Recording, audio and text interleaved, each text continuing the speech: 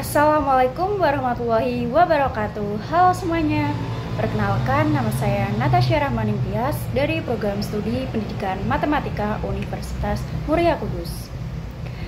Sebagai calon guru, saya pernah mikir, kenapa ya ada anak yang susah banget paham pelajaran padahal gurunya udah ngajarin berulang-ulang. Dulu saya kira jawabannya cuma satu. Anaknya nggak serius, tapi ternyata itu keliru banget. Sekarang saya paham, yang mereka alami itu bisa jadi kesulitan belajar. Apa sih kesulitan belajar? Kesulitan belajar itu bukan soal malas atau nggak niat, tapi kondisi saat seseorang anak nggak bisa menunjukkan hasil belajar sesuai potensi dirinya. Jadi bisa aja anak itu sebenarnya cerdas, tapi nilainya jeblok. Ada gap antara kemampuan dan pencapaiannya, dan itu bikin frustasi. Nah, apa sih jenis-jenis dari kesulitan belajar? Jenisnya ada banyak. Yang pertama ada diskalkulia, susah baca meskipun matanya normal. Lalu ada disgrafia, tulisannya sulit dibaca bukan karena malas nulis, tapi karena koordinasi otak terganggu.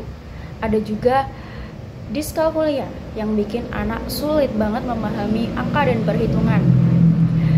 Dan ada juga yang sering terjadi pada anak di bawah umur seperti GPP atau gangguan pemusatan perhatian.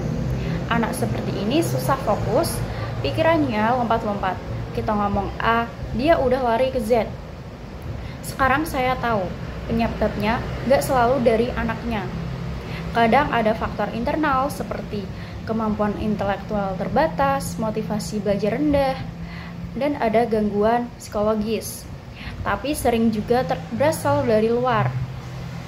Cara mengajar guru yang monoton, lingkungan keluarga yang gak mendukung, bahkan ruang kelas yang bising dan gak nyaman.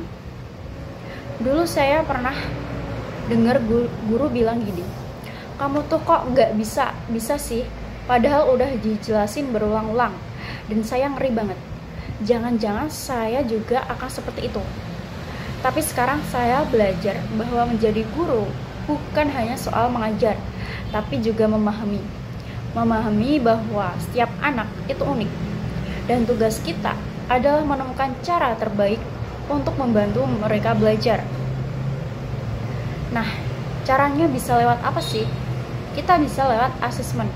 Bukan cuma ulangan atau ujian ya, tapi juga observasi, diskusi sama orang tua, bahkan bisa melibatkan psikolog atau perawat sekolah. Karena kita butuh informasi yang lengkap sebelum menyimpulkan apa yang sebenarnya dialami oleh anak. Kalau udah tahu kesulitannya, kita bisa kasih solusi seperti remedial, belajar dengan pendekatan yang berbeda, terapi khusus kalau memang dibutuhkan. Terus penting adanya kerjasama tim antara guru, orang tua, dan tenaga profesional. Intinya kita nggak boleh nyerah karena setiap anak berhak mendapatkan pendidikan yang sesuai dengan kebutuhannya. Sebagai calon guru, saya nggak mau jadi pengajar yang cuma fokus ke nilai. Saya mau jadi guru yang melihat lebih dalam, yang peka, dan yang sabar. Karena di balik nilai 40 di kertas ulangan itu, mungkin ada anak yang sedang berjuang keras, dan yang mereka butuhkan bukan omelan, tapi pemahaman.